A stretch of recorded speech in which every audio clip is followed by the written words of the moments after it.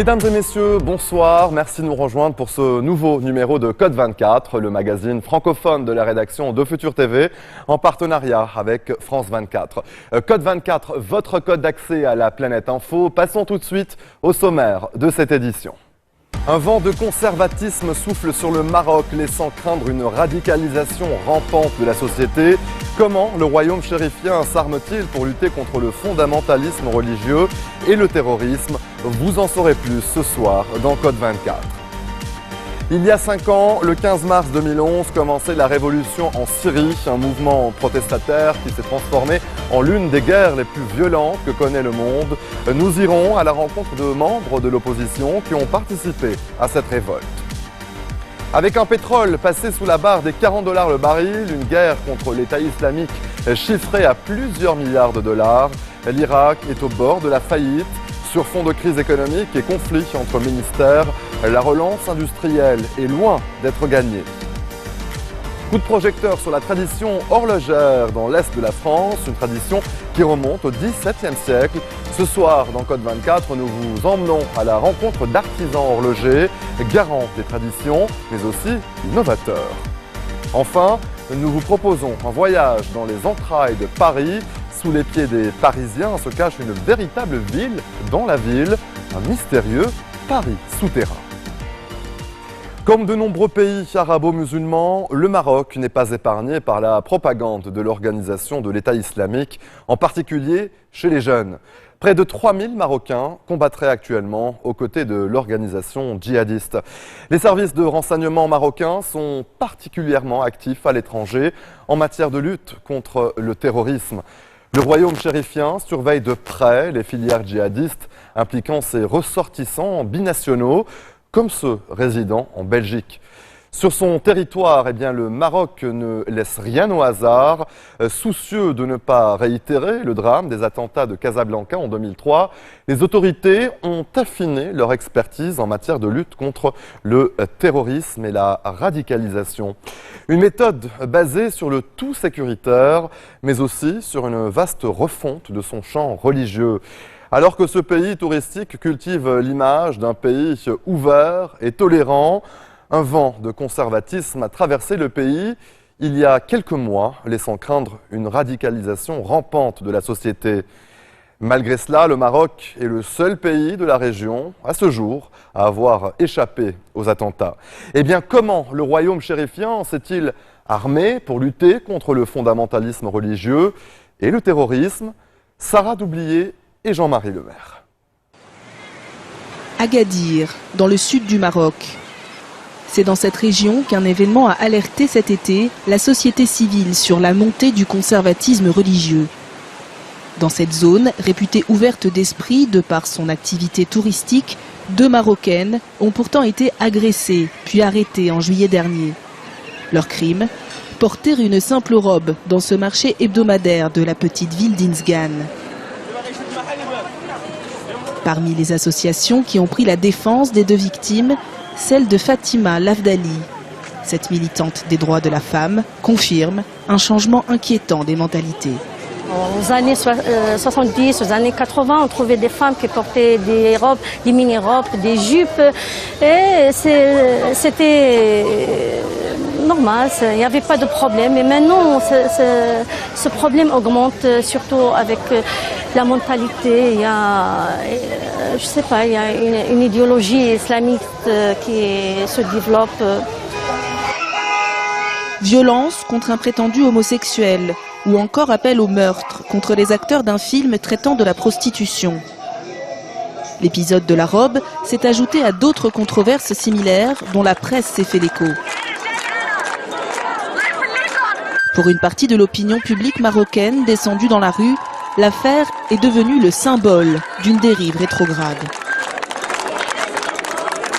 On ne se rend pas compte que la Marocaine était beaucoup plus libre avant. Est-ce que ça veut dire que nos parents n'étaient pas musulmans? Est-ce que nos parents n'étaient pas pratiquants? Mais il y avait une tolérance. Aujourd'hui, cette tolérance, on ne la voit plus. C'est un Maroc de diversité culturelle. Ce Maroc-là, c'est pas aujourd'hui qui va changer. Et c'est pas aujourd'hui parce qu'il y a des daïchistes à côté que nous allons nous laisser faire. Et pourtant, la propagande de Daesh gagne du terrain face aux militants pour les libertés. Pauvreté, chômage, absence d'éducation, la jeunesse en manque de perspective est de plus en plus attirée par les combattants de Dieu. Avec près de 2000 djihadistes ayant rejoint l'organisation terroriste, la montée du fondamentalisme au Maroc est prise très au sérieux par les pouvoirs publics. Parmi les institutions mobilisées, le Conseil des oulémas. Sa mission, contrôler les prêches des imams dans les mosquées. Avec comme référence centrale le roi Mohamed VI, commandeur des croyants, ces érudits tentent de contenir par le discours religieux les tentations de départ pour le djihad. Ces gens-là qui partent en Syrie, eh bien, ils ont un certain argument, ils pensent qu'ils sont sur la bonne voie, ils ont des preuves, des versets, des hadiths, etc. Eh bien, c'est à nous d'expliquer à ces gens et à tout le monde que ces gens-là sont ignorants. C'est de notre devoir de montrer la bonne voie. À Tanger, le quartier pauvre de Beni Makada est l'un des foyers de départ de nombreux djihadistes tombés dans l'islam radical. Mustafa Hamdan est imam dans la mosquée de l'arrondissement Misnana. Régulièrement, avant son prêche du vendredi, il prend ses consignes auprès d'un envoyé du Conseil des oulémas.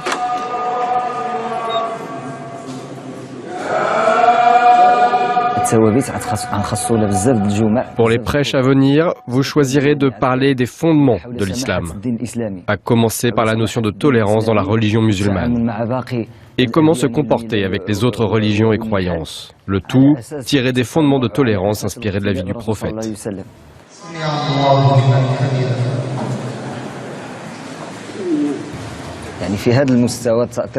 L'encadrement des imams se fait de manière directe et indirecte. Ils reçoivent une formation qui leur enseigne des outils de communication et qui leur permet de s'adresser à toutes les catégories sociales, aux jeunes, aux femmes, aux analphabètes, aux intellectuels, etc. Nos prêches abordent des sujets sur la tolérance et sur les valeurs de l'islam.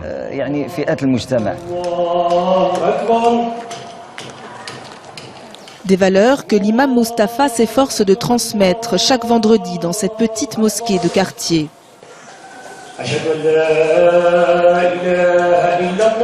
Le prêche est rédigé selon les directives des fonctionnaires de l'État.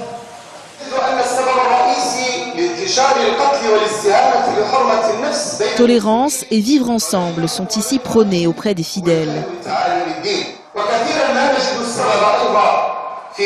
Dans son sermon, l'imam s'élève contre l'ignorance de ceux qui commettent des violences au nom de la religion.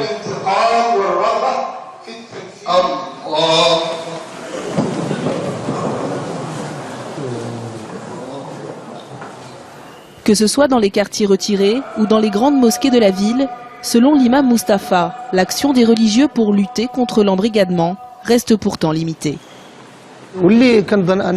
D'après mon expérience, je pense que les jeunes tentés par Daesh ne fréquentent pas les mosquées. Ils ont déjà une idée très arrêtée sur le sujet et fréquentent un cercle de personnes qui les endoctrinent pour mieux les contrôler. On essaye en tout cas de rassurer les parents et on espère que Dieu nous aidera à sauver nos jeunes.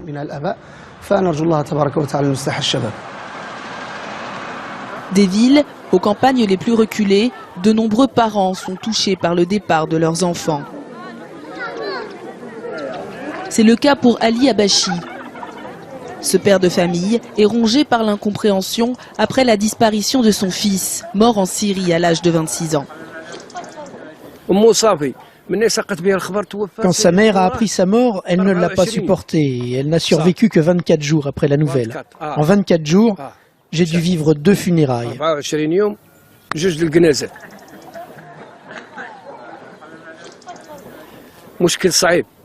C'est un gros problème. Les jeunes qui partent pour se tuer alors que nous, parents, on a travaillé, on a tout donné pour les éduquer et eux, ils partent mourir là-bas.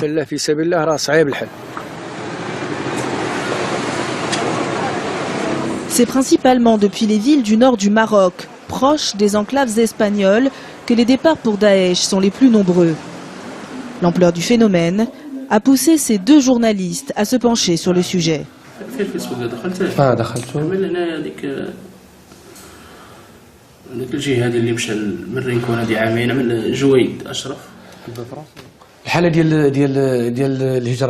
Le phénomène d'immigration vers la Syrie est un phénomène grandissant qui est très grave dans cette région de Fnidek, Martil et autour. Actuellement, les autorités locales ont du mal à cerner les raisons du départ de ces jeunes qui sont pour la plupart âgés de 20 à 30 ans.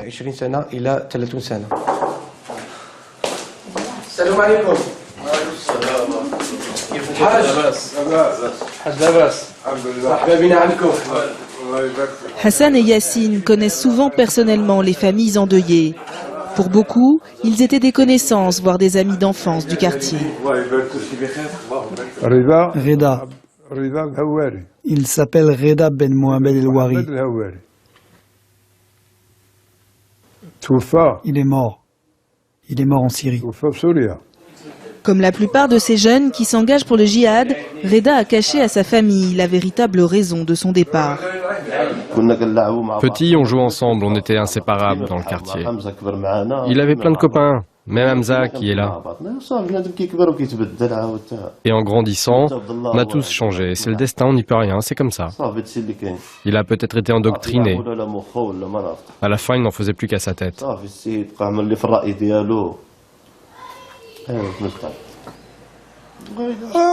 Ils ont plusieurs arguments pour les convaincre. Souvent, ils leur disent qu'une fois morts, ils iront au paradis. Il y en a même qui promettent que toute la famille du défunt ira au paradis. Ça leur fait perdre la tête et ils partent. L'endoctrinement ne se fait pas uniquement sur Internet. Dans la rue, la mouvance salafiste a aussi son auditoire, comme le montre cette vidéo amateur enregistrée à Tétouan en octobre dernier. Ce militant salafiste appelle ouvertement à la guerre sainte.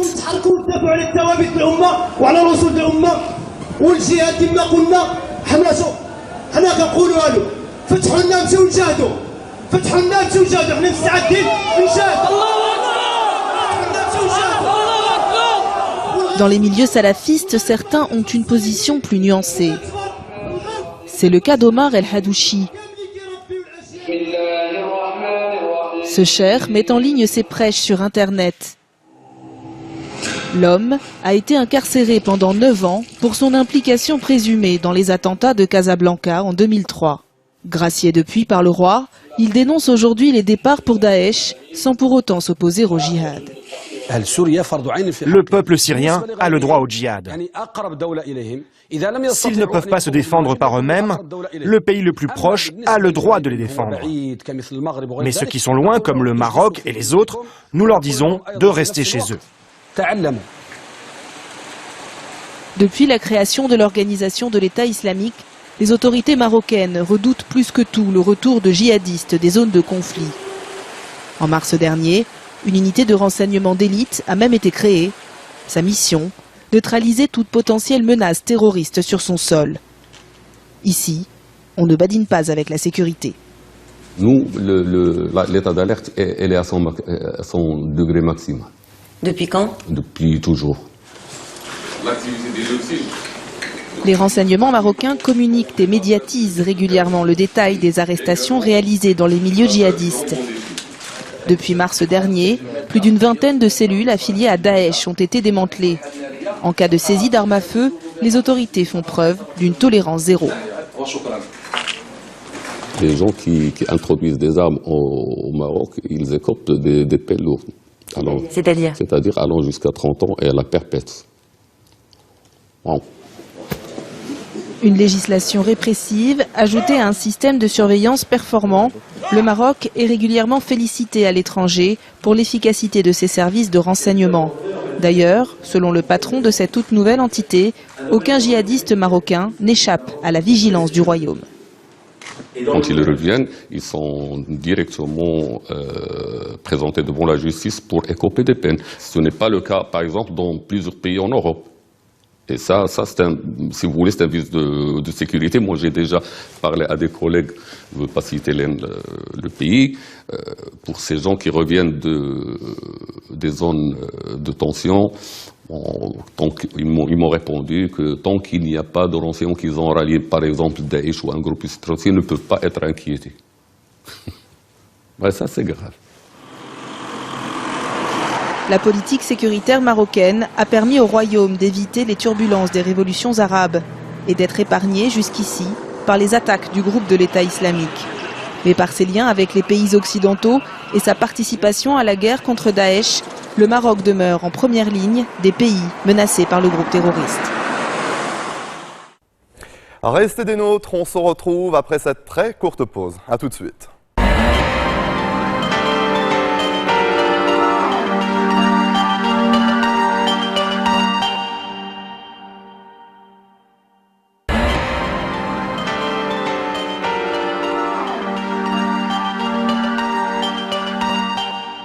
Il y a 5 ans, le 15 mars 2011, commençait la révolution en Syrie, un mouvement protestataire qui s'est transformé en l'une des guerres les plus violentes que connaît le monde. Nous sommes allés à la rencontre de membres de l'opposition qui ont participé à cette révolte. Réfugiés aujourd'hui en Turquie, ils dressent le bilan de 5 ans de guerre et nous livrent leur vision de l'avenir. C'est un reportage de Fatma Kizilboa et Alper Çakıcı.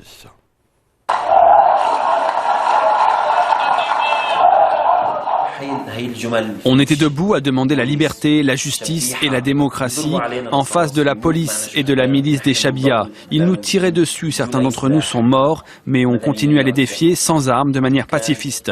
C'était un sentiment incroyable, je ne peux pas vous le décrire. Au début de la révolution, Mouanad avait 23 ans. Il faisait partie des premiers manifestants qui ont investi les rues d'Alep. Un affront au régime qui lui a coûté 2 ans de prison où il a été victime des pires tortures. Mais Mouanad reste parmi les principaux opposants au régime syrien et poursuit son activisme depuis la Turquie, où il a trouvé refuge.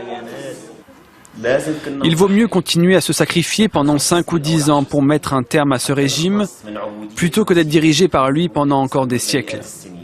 Dans la plupart des pays, manifester est un droit. Cela fait partie des droits fondamentaux.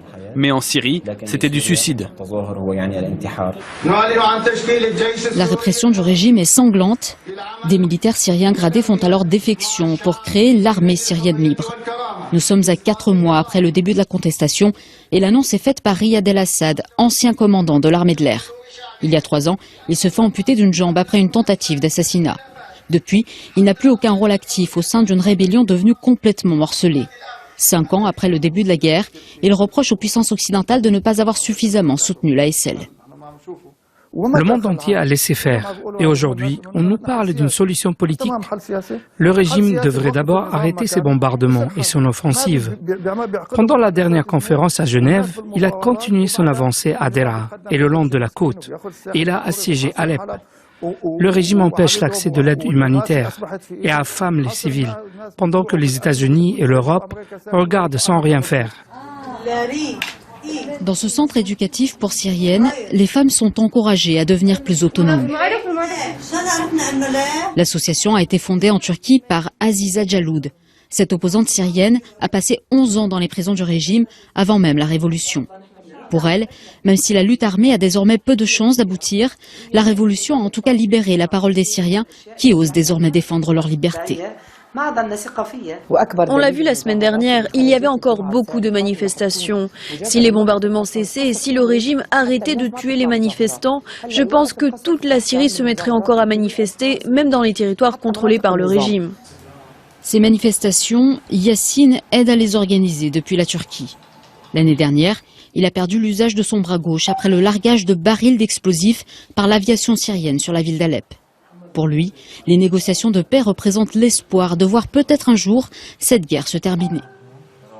Le cessez-le-feu peut ouvrir la voie à une solution permanente en Syrie. Mais pour cela, il faut que le régime change. Il n'y aura aucune solution tant que Bachar el-Assad restera au pouvoir. Sans cela, impossible selon cet activiste de voir les milliers de réfugiés syriens rentrer un jour chez eux. Les Syriens fuient leur pays en raison de la guerre. Si la guerre cessait, ils resteraient en Syrie. Et si cette guerre a commencé, c'est parce qu'ils demandent le départ d'Assad. Tant que le régime ne changera pas, la crise des migrants se poursuivra. Yassine a fait parvenir des centaines de cerfs-volants comme celui-ci dans les régions du nord de la Syrie, contrôlées par l'opposition. En ce jour d'anniversaire, il espère qu'un jour la révolution arrivera à prendre son envol.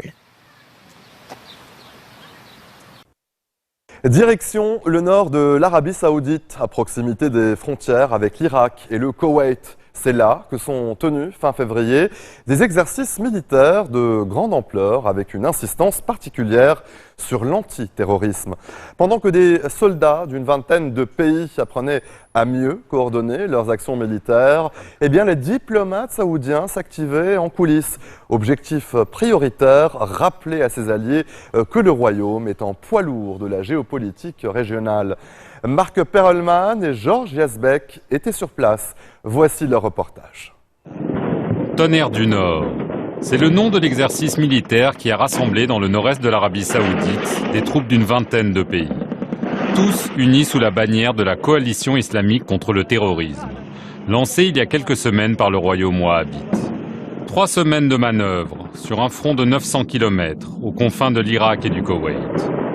En point d'orgue, la simulation d'une riposte à une attaque terroriste. Une démonstration de force sous les yeux de la presse internationale. Un groupe terroriste a attaqué un poste frontière, puis pris des otages. Depuis son poste de contrôle, le général saoudien Al-Mutahiri organise la contre-attaque.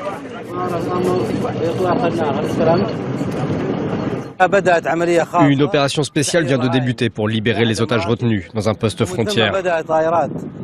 Des avions de plusieurs pays de la coalition ont frappé.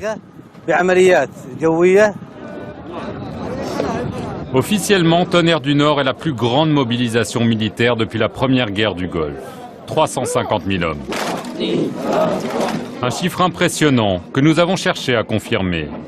Jusqu'à ce que le porte-parole de l'armée saoudienne nous concède que 100 000 soldats sont concernés, tout au plus. Mais pour l'Arabie Saoudite, ce qui compte surtout, c'est montrer le caractère international de cet exercice. Avec, en clé de voûte de la lutte antiterroriste, les forces spéciales. Il est important pour le Soudan de participer à cet exercice. Il faut s'organiser avec les pays musulmans et amis pour voir comment on peut travailler ensemble et avoir une même doctrine militaire. Mais ces manœuvres ne sont pas uniquement militaires. Face à Daesh et à son grand rival régional, l'Iran, le royaume tient à montrer ses muscles diplomatiques, conviant des leaders sunnites de la région, d'Asie et d'Afrique pour un mini-sommet de 2 jours. Aux côtés du roi Salman, le président égyptien Abdel Fattah el-Sisi. En uniforme militaire, le roi Abdallah de Jordanie. Également présent, le président sénégalais Macky Sall. Vous avez des pays d'Asie jusqu'en Afrique en passant par le Moyen-Orient. Et là aussi, il y a véritablement des capacités nouvelles des armées arabes, mais aussi des armées de pays musulmans en général. Et tout cela est un peu rassurant par rapport aux défis de lutte contre le terrorisme. Mais lorsque l'Arabie Saoudite parle de lutte antiterroriste, ce n'est pas uniquement l'organisation de l'État islamique qui est dans son viseur. Même si les officiels saoudiens nient les accusations occidentales de soutien aux djihadistes et insistent sur leur engagement dans la lutte contre Daesh en Syrie ou en Irak, c'est bel et bien l'Iran qui les obsède. Les tensions entre les deux puissances ne cessent d'empirer depuis la rupture de leurs relations diplomatiques en janvier, suite à l'exécution par Riyad d'un opposant chiite et le saccage de l'ambassade saoudienne à Téhéran. Pendant ces manœuvres militaires, les Saoudiens ont pesé de tout leur poids pour faire désigner le Hezbollah, la milice chiite libanaise pro-iranienne, comme organisation terroriste par le Conseil de coopération du Golfe, puis par la Ligue arabe. Pour le général saoudien Ahmed al-Assiri, le chaos dans la région est l'œuvre de Téhéran. Aujourd'hui, ce qu'on se trouve aujourd'hui dans le Moyen-Orient, on arrive dans une situation où on a un modèle de créer des milices partout. Et si vous suivez ces milices, les lignes se croisent en Iran. Les milices de Hezbollah sont liées aux Iraniens. Les milices qui opèrent en Syrie sont liées aux Iraniens. Les milices qui sont en Irak sont liées aux Iraniens. Et dernièrement, les milices qui sont au Yémen, là où il y a des troubles, il y a les Iraniens. Confronté à l'Iran, au chaos régional, au retrait diplomatique américain et à l'effondrement des cours du pétrole, Riyad vit aussi une sorte de révolution de palais. Au sein de la famille régnante, le roi Salman, au pouvoir depuis un peu plus d'1 an, et son fils, le second prince héritier et ministre de la Défense Mohammed Ben Salman, sont décidés à montrer que l'Arabie saoudite est vraiment de retour. Mais ce pari, risqué, est un saut dans l'inconnu.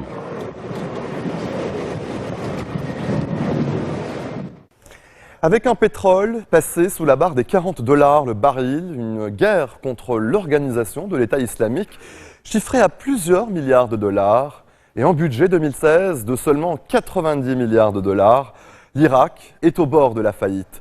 S'il veut relever la barre, l'État irakien n'a pas d'autre choix que de diversifier ses productions. Et là, tout reste à faire. Sur fond de crise économique, guerre contre le terrorisme et conflits entre ministères, la relance industrielle est loin d'être gagnée. Anne-Sophie Lemoff. La guerre contre l'organisation de l'État islamique et la chute du prix du pétrole plombent l'économie irakienne. Une économie dépendante à plus de 90% des exportations de brut et qui cette année accuse un déficit de plus de 25 milliards de dollars. Pour éviter la banqueroute, le gouvernement mise sur une diversification de son industrie, réduite à l'agonie lors de l'invasion américaine en 2003. Parmi les secteurs clés, l'industrie du cuir. Pour que les citoyens irakiens aient confiance en notre produit national, on mise sur 3 critères. Le premier, un matériau 100% naturel. Le deuxième, un modèle moderne, nouveau. Et le troisième, nos prix qui défient toute concurrence. 4000 travailleurs répartis sur 3 usines. Chaque jour, entre 180 et 300 paires de chaussures sont produites dans cette fabrique du centre de Bagdad. Le secteur du cuir fournit 90% de sa production à l'armée et à la police. L'Irakien de la rue préfère quant à lui acheter turc ou chinois. Pendant 13 ans, on est resté sans travail. On commence juste à travailler maintenant. Pourquoi devons-nous importer de Chine? Pourquoi je devrais soutenir la Chine? Pourquoi ne pas faire travailler le pays? Pour que les ventes décollent, l'entreprise joue la fibre nationaliste jusque sur ses emballages. Soutenez votre produit et achetez irakien. Votre industrie, votre idée. Nouvelle vitrine du cuir irakien à Bagdad, ce magasin attenant à l'usine.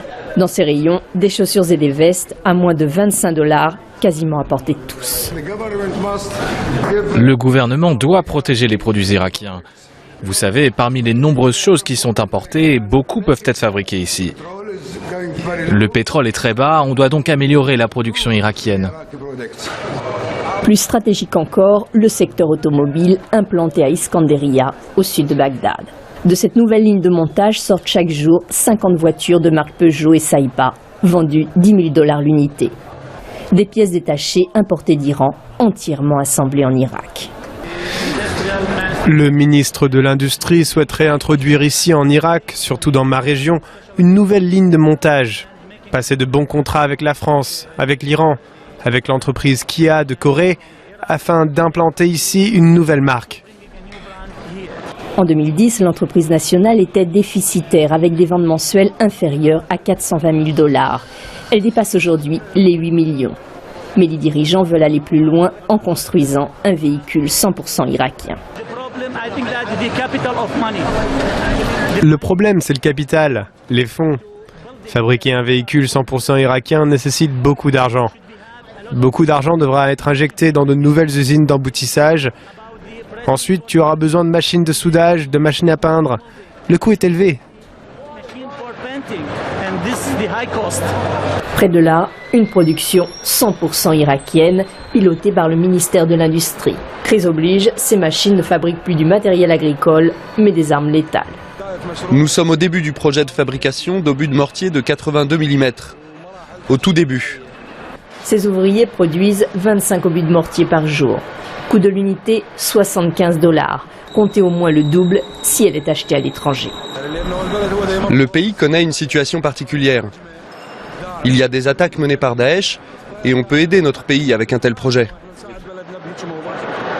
Exposés ici au salon Sécurité et Défense de Bagdad, ces obus de mortier pourraient être le fer de lance d'une reprise de l'industrie de l'armement, à condition toutefois que le ministère de la Défense consente à les acheter. Tous les ministères ont pour consigne d'acheter dans nos usines, mais ils n'achètent pas. Ils préfèrent le secteur privé, croyez-moi. À la guerre contre l'État islamique et crise économique s'ajoute une guerre de partis entre ministères. Un conflit qui entrave sérieusement la relance de l'industrie irakienne. Restez des nôtres, on se retrouve après cette très courte pause. A tout de suite.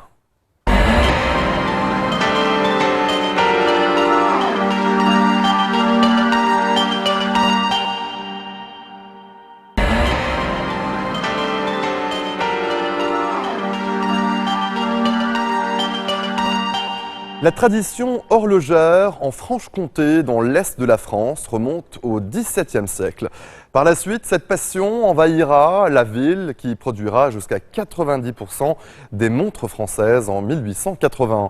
Ce soir, dans Code 24, nous vous emmenons à Besançon à la rencontre d'artisans horlogers, garants des traditions, mais aussi innovateurs. Reportage.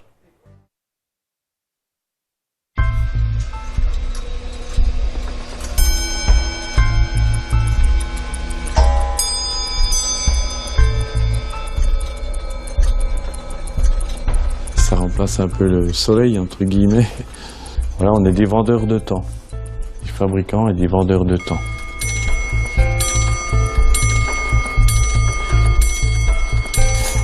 L'excellence vient de la précision de la montre, vient aussi de la qualité de l'assemblage de la montre. Donc, vraiment un ambassadeur de Made in France, un ambassadeur aussi de la montre à haute performance.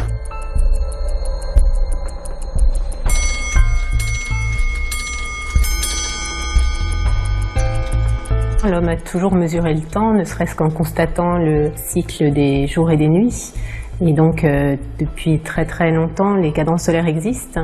Et c'est très progressivement qu'on s'est émancipé du soleil pour mesurer le temps.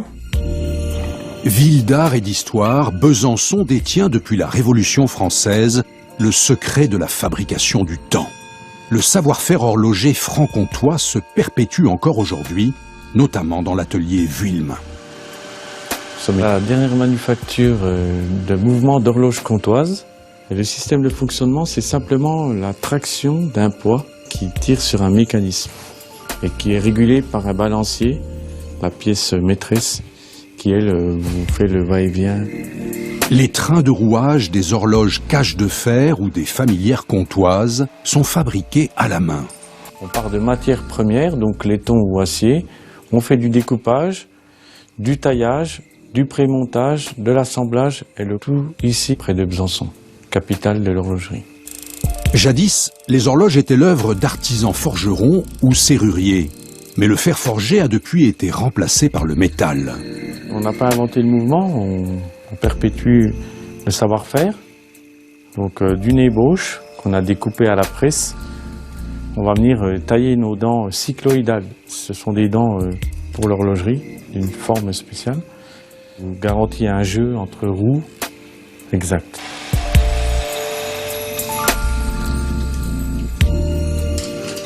Ce sont des produits qui ont passé des décennies du fait du savoir-faire, quoi. Donc parce que c'est surtout ça qui est important, c'est le savoir-faire. Partout, la ville de Besançon sonne l'heure, de ses horloges d'édifice à son musée du temps. Alors on passe du cadence solaire à l'horlogerie mécanique au XIIIe, XIVe siècle avec les horloges d'édifice. Et progressivement, avec la miniaturisation et les progrès techniques, on arrive à obtenir des horloges qui intègrent les intérieurs. Et les horloges de table, les horloges de parquet, et puis la montre. L'horlogerie franc-comtoise connaîtra son âge d'or à partir du XVIIIe siècle, notamment grâce aux horlogers helvètes. Alors Besançon a bénéficié de l'installation en 1793, au moment de la Révolution, d'une fabrique d'horlogerie, avec l'arrivée de plusieurs centaines d'horlogers suisses. Et l'horlogerie de Besançon et de Franche-Comté avait vraiment une place importante, puisqu'elle produisait plus de 90% des montres françaises en 1900.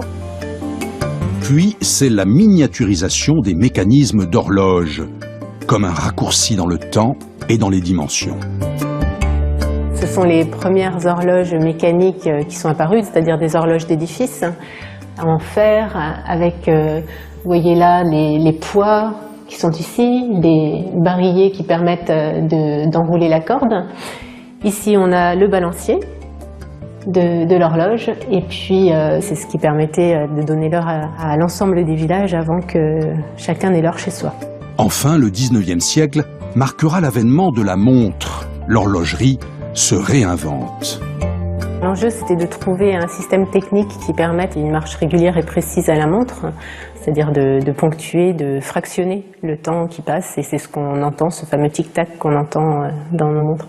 Synthèse du bijou et de la perfection mécanique, la montre fascine depuis ses origines. Dernier représentant de la haute horlogerie française, la manufacture Pékinier incarne l'excellence artisanale. On peut se vanter d'être vraiment l'unique et dernière manufacture de haute horlogerie française, car nous intégrons tous les métiers et les savoir-faire horlogers, de la conception d'un mouvement. Donc pour être manufacture, il faut posséder son propre mouvement horloger. Donc un mouvement que nous avons conçu, développé et assemblé ici. Innovation, recherche, mais d'abord artisanat de précision au micron près. On emmène une précision et surtout une taille de composants. Dans 5,88 mm d'épaisseur, nous retrouvons 318 composants, donc des composants qui se retrouvent à plus ou moins 2 microns de tolérance, donc de grande précision en petite taille. Voilà. Tous nos modèles sont scrupuleusement tablés sur l'observatoire de Besançon notamment, où chaque modèle répond à des caractéristiques de précision de plus ou moins de X secondes par jour. L'histoire de la mesure du temps tel qu'il s'écoule depuis les premiers cadrans. C'est un vrai savoir-faire de technicité, des appareils de mesure, de contrôle et d'assemblage pour obtenir une chronométrie parfaite de chaque modèle. C'est quelque chose qui date et puis qui va encore durer, puisqu'on a toujours besoin de perpétuer en quelque part le temps, quoi. La mesure du temps, c'est quelque chose de viscéral pour l'homme. Ça rappelle le temps qui passe.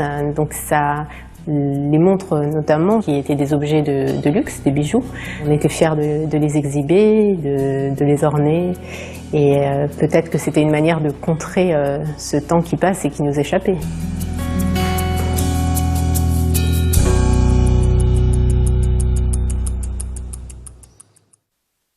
Restez des nôtres, on se retrouve après ceci.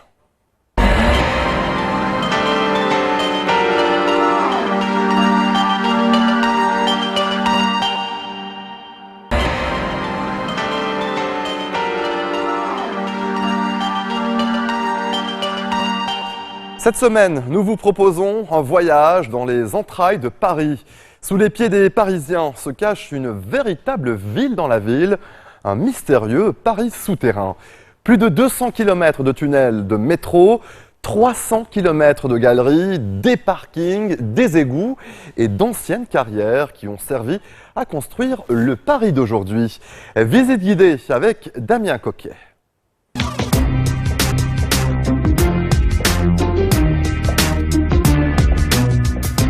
Bienvenue, cette semaine nous vous proposons une émission particulière, une visite de Paris sous terre. Sous les pieds des Parisiens existe une véritable ville dans la ville, un mystérieux Paris souterrain. Plus de 200 km de tunnels de métro, 300 km de galeries, des parkings, des égouts ou encore d'anciennes carrières qui ont servi à construire le Paris d'aujourd'hui.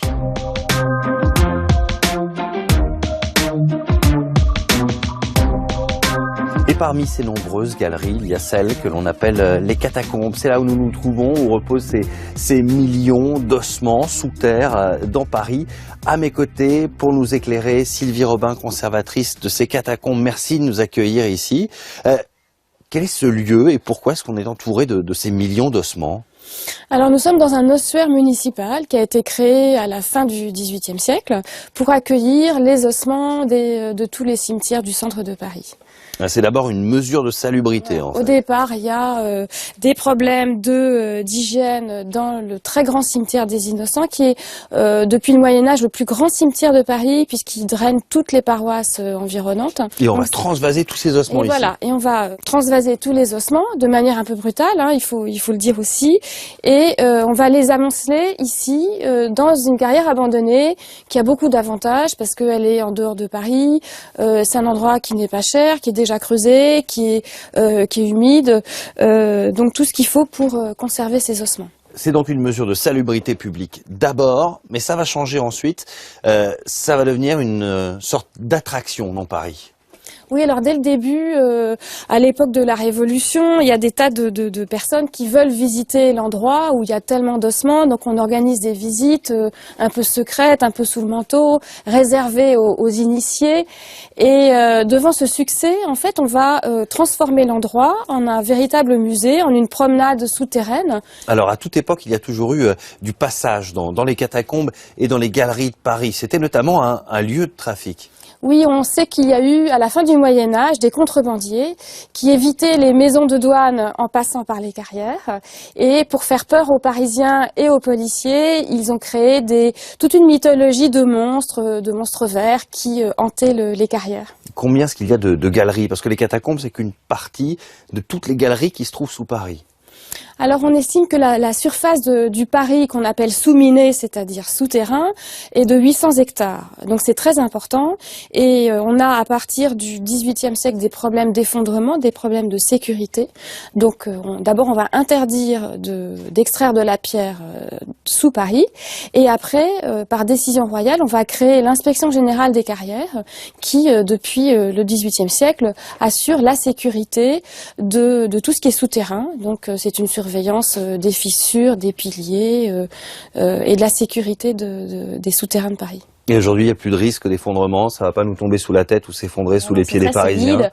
La pierre, c'est de la pierre du Lutétien, c'est une pierre qui est très solide et tout ce qui est un peu, vous voyez là, une fissure qui a été bouchée, tout est surveillé par l'IGC, donc normalement il ne peut rien se passer.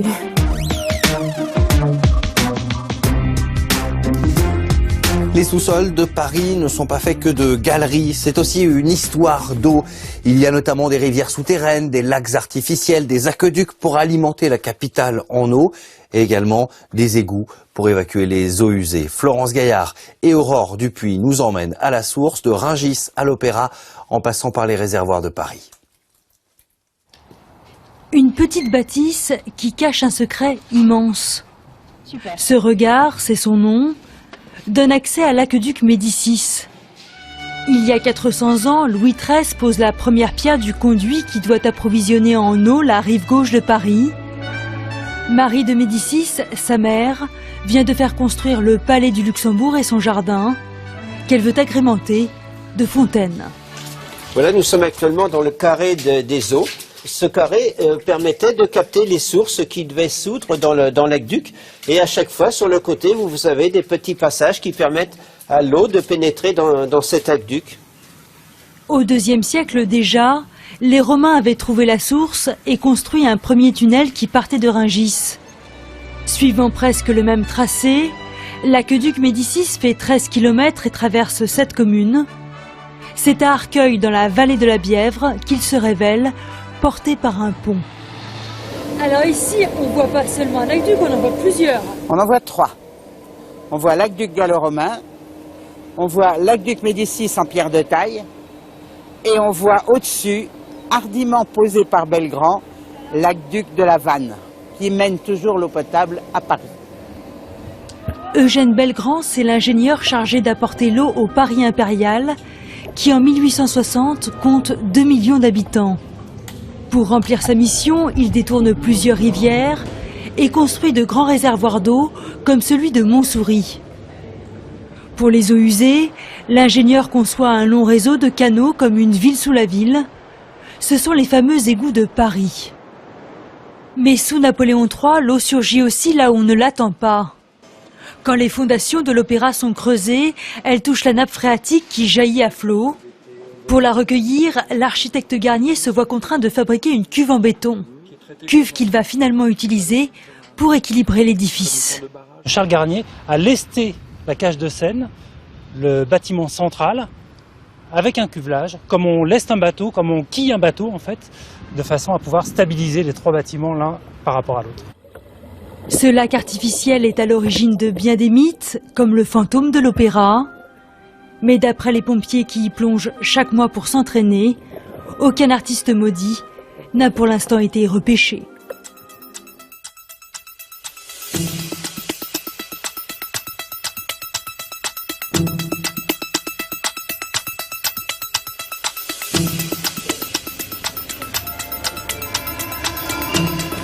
Il est des sous-sols fréquentés tous les jours par les Parisiens, les couloirs et les tunnels du métro et du RER. Nous sommes ici en plein quartier Saint-Germain, en plein cœur de Paris, à la station Odéon. Elle voit défiler chaque année plus de 6 millions de voyageurs et ce depuis plus d'un siècle maintenant. Avant le boulot, avant le dodo, c'est le métro, le quotidien du Paris souterrain et cela dure depuis 1900. Au début du XXe siècle, le pas des chevaux résonne encore sur le pavé parisien. Quelques mètres sous terre, s'opère une petite révolution. Le cœur du métro se met à battre. Pour les Parisiens toujours pressés, c'est un bond en avant. Avant le métro, Paris était desservi par des omnibus ou des tramways qui étaient tirés par des chevaux, qui étaient déjà englués dans des embouteillages. Et donc les Parisiens ont pu traverser Paris en une demi-heure. Alors qu'avec les omnibus à chevaux, il fallait au moins le triple. Le succès est immédiat. 4 millions de voyageurs se pressent dans les wagons de bois du métro. L'année suivante, ils sont 55 millions. La ligne 2, puis la ligne 3, voient rapidement le jour. En 1900, les ingénieurs, les planificateurs avaient vu très très grand, puisque les stations sont les mêmes, le carrelage est resté le même. Les Parisiens peuvent donc désormais parcourir la capitale d'est en ouest. Le prochain défi est de mettre en place un nouveau cap, du nord au sud, et de faire passer le métro sous la Seine. Les travaux sont mis en route en 1905. Ce chantier est d'une ampleur inconnue jusque-là. Je dirais même que c'est une première mondiale que d'oser construire un métro sous un fleuve. Vous voyez, même au Royaume-Uni, on n'avait pas encore tenté sous la Tamise. Alors, le problème est que le sol est extrêmement boueux et qu'on ne peut pas creuser, tout s'effondre tout de suite. Donc, en un premier temps, on gèle le sol, voire le creuser, et en un deuxième temps, on construit les stations, et on laisse la station descendre par son propre poids au fur et à mesure que le sol se réchauffe et se transforme en boue. Le tout Paris se mélange dans le métro. L'élite, séduite par la nouveauté, et la classe moyenne soulagée d'arriver plus vite au travail. Le métro parisien va continuer de s'étendre, de se moderniser, d'une année à l'autre, d'un siècle à l'autre. Les poinçonneurs cèdent progressivement leur place au tourniquet automatique, et dans certaines rames, les conducteurs vont tout simplement disparaître. Aujourd'hui, le réseau du métro est long de près de 220 km, et avec le projet du Grand Paris, il devrait bientôt prendre encore un nouvel essai.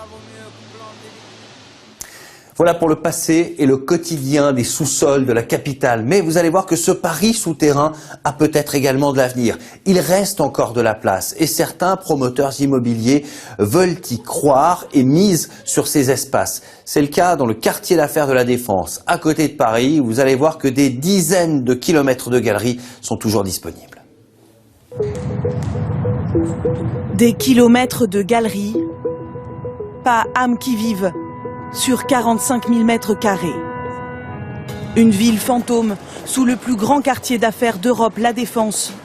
Et un projet qui à première vue semble fou, en faire une zone de commerce, de détente, faire rentrer la vie sous les tours. Pour l'instant, pour y accéder, il faut connaître ces chemins secrets. 12 kilomètres de couloirs abandonnés sous 5 niveaux de parking. Et au bout... Où est-ce qu'on arrive ici ? Alors ici, on arrive à la cathédrale engloutie. C'est un immense volume qui fait plus de 12 mètres de hauteur et qui est un volume qui avait été, à l'époque de la construction de la Défense, prévu, réservé pour éventuellement y faire passer les transports en commun. Nous avons imaginé pour vous à quoi pourraient ressembler ces sous-sols aménagés. La cathédrale, pourquoi pas une boîte de nuit géante ?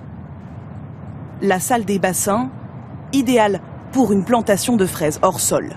Mais qu'en pensent les premiers concernés, ceux qui travaillent ici? S'il pouvait y avoir des choses un peu sympas, on pourrait se retrouver après le travail, ce serait quand même une très bonne idée.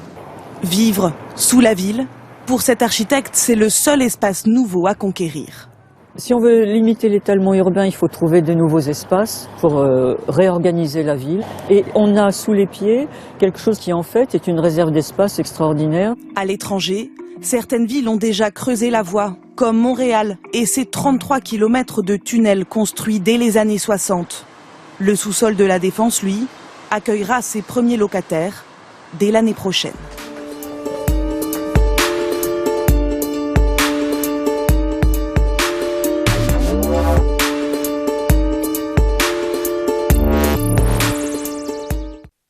Code 24, c'est déjà fini pour cette semaine. Nous vous donnons rendez-vous la semaine prochaine pour une nouvelle fenêtre sur l'actualité internationale. Vous pouvez dès à présent revoir cette émission sur notre site internet. N'hésitez pas à nous envoyer vos commentaires à l'adresse qui s'affiche au bas de votre écran. Excellente suite de programmes sur notre antenne et à la semaine prochaine.